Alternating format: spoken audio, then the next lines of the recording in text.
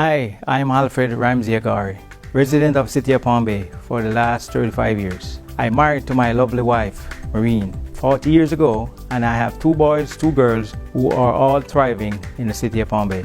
I've seen dirt roads of Palm Bay turn into main roads.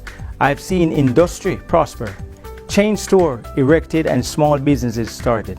I have seen the housing market soar and families move into our city, making it the largest city in Brevard County. As a proud leader, teaching my family importance of family value, help guide and support them so they wouldn't make decisions that would negatively impact their future. All of my children went on to get married, and we now have 13 beautiful grandchildren, all still living and growing in Palm Bay. I've learned the value taught within my family structure, set in motion the same value they take into the community.